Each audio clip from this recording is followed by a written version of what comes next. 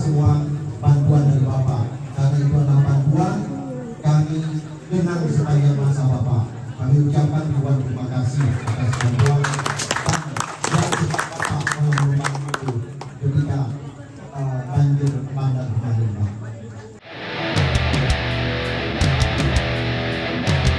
Wakil Gubernur Aceh Fadlullah mendampingi Menteri Pertanian Republik Indonesia Andi Amran Sulaiman meninjau lokasi produksi benih kopi Arabica di Kecamatan Pinturi Megayo, Kabupaten Bendungan Meriah pada Selasa 14 Juli 2026.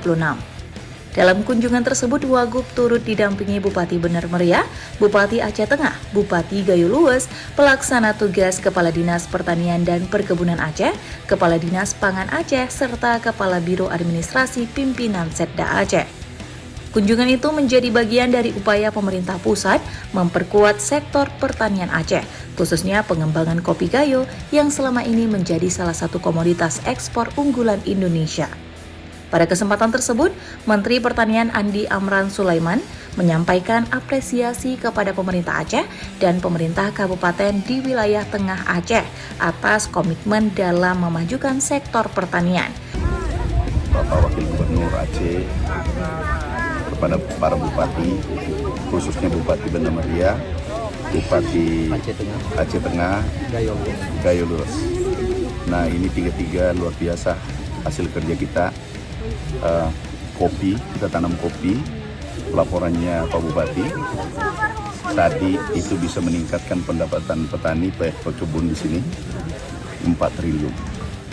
Juga ke Pak Gubernur sering kami komunikasi, ayo kita bangun Aceh, sejahterakan petani lewat kopi Gayo yang sudah mendidih, tinggal.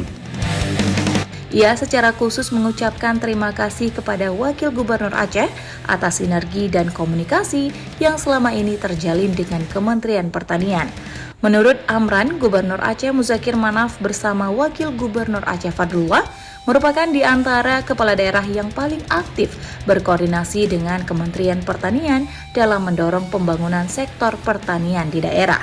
Ia menegaskan Kementerian Pertanian akan terus memantau perkembangan pertanian Aceh dan memberikan dukungan melalui berbagai program, termasuk penyediaan sarana dan prasarana pertanian, serta bantuan lain yang dibutuhkan untuk meningkatkan produktivitas petani.